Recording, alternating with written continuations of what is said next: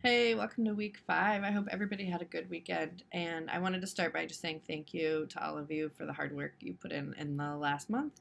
As we go into the second month of the semester, keep working on your research projects, and we will spend some more time on those as we go along. If you haven't looked at the feedback on your first 2 worksheets yet, please do so that if there's any questions you have, we have a chance to answer those before you move on. And I will get you all some feedback on your the last worksheet that you just turned in within this week. So this week we are not working quite as directly on that project as we have the last couple weeks. This week we're going to go back to your textbook and you're going to read chapters 4 and 5 in the newest edition, which I think are chapters 3 and 4 in the older edition. It's the chapter on ethical research and the chapter on culturally competent research.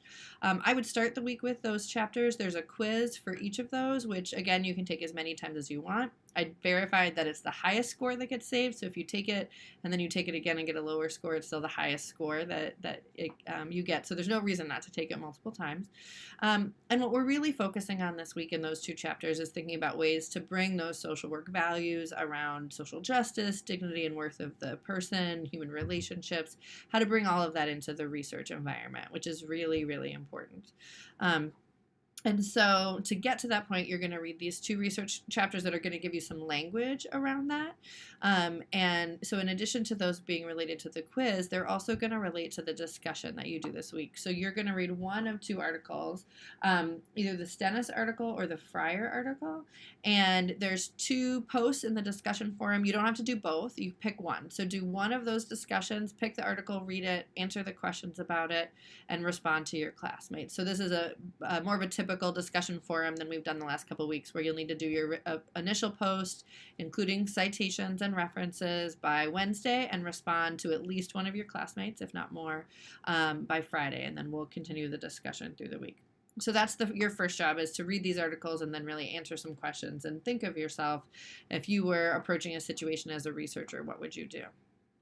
The next thing that you're going to do is you're going to read or you're going to listen to a podcast about Henrietta Lacks. Now, you may have heard of Henrietta Lacks because her case was sort of famous. She had a book written about her, The Immortal Life of Henrietta Lacks. And I know you're all crazy busy, but it is a phenomenal book, and I highly recommend it. It's actually on my bookcase at home because I pick it up every once in a while and read through it again.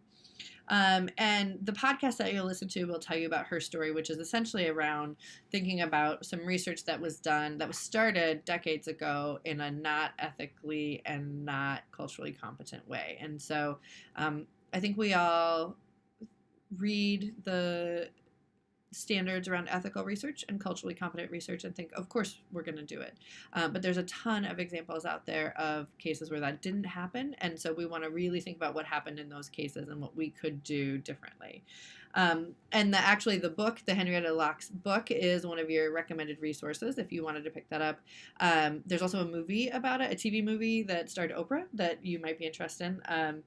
And then one of the other recommended readings that I just wanted to highlight for you is a response to the Belmont Report, which is an interview with Dorothy Height. So you might remember learning about Dorothy Height in your 565 class, in your Policy 1 class. Dorothy Height was an amazing woman. She's a social worker. She was one of the African-American women who had the most say in the civil rights movement. She was actually the only woman on the podium when Martin Luther King Jr. gave his I Have the Dream speech. Dorothy Height was also a social worker, and she was asked to be part of writing the Belmont Report, which was probably 30-some years ago, one of the core foundations that set out what ethics look like in research in the United States. And so the reading that you have that it's recommended, but I think you'd really enjoy, is a conversation with her about why she was asked to do that, what she felt she contributed to the Belmont Report, and then sort of looking back on it from today. Dorothy Height actually passed away a couple years ago, and I had the opportunity to meet her once before she died, and it was an amazing experience. She was a legend of social work and of civil rights and just in the United States. Everyone should know who Dorothy Height is. And the other thing that you're going to need to do by the end of this week, which many of you have already done, is to complete your CITI training. And CITI training is a human subjects research training. It's required by Sacred Heart University for any Sacred Heart student who's going to do research. So you're doing this as an assignment for this class, but it also means any other research that you do while you're a student here, you won't have to do this because you'll have already completed it. So the instructions for that are on Blackboard. It is relatively time consuming, so I think put on Blackboard.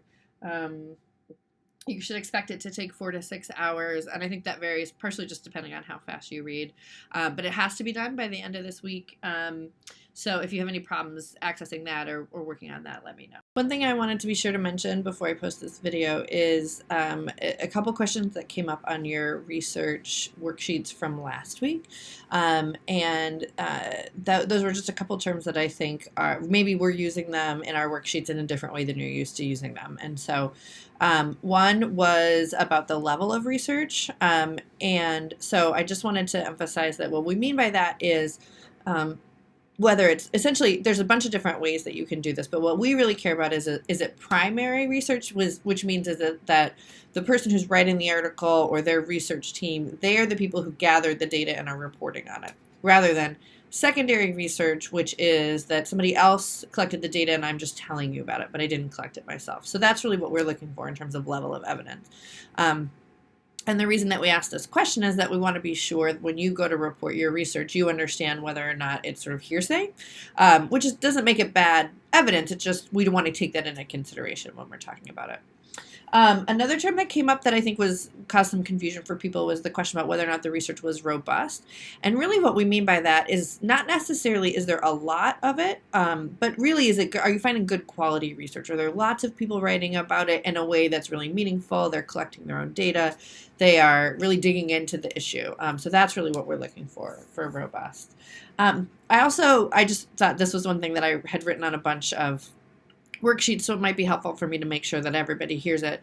But when you are trying to do searches within the library database, so you want to use the shortest search terms possible. And the reason for that is searching in the library databases is not like searching in Google. So it's not, the algorithm can't pick and choose and sort of figure out what you mean. It's going to look for the exact terms that you're searching for. And so if I'm really interested in the effects of predatory lending on African American homeownership, right? If I put that whole search term into the library database, I'm only going to get somebody who used that exact phrase. As opposed to if I type in predatory lending, and nothing else, or predatory lending and home ownership, or predatory lending and African American, right? So if I use some smaller search terms, I have a much better shot at finding the information that I'm looking for. So I just wanted to put that out there because I do think searching the library databases is a little bit of a different. It's just it thinks differently than Google or another search engine does, and so I think it's sort of like it's a little bit like learning a new language to use it.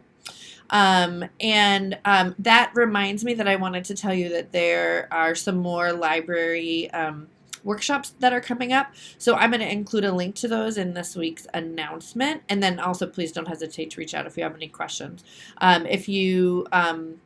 If you would like to attend them and there isn't space in them, just like the last time, please let me know, and I will make sure to let our social work librarian know that there's interest so she can know that she needs to create some more space. So I think that's it. Hope you have a great week. Thank you.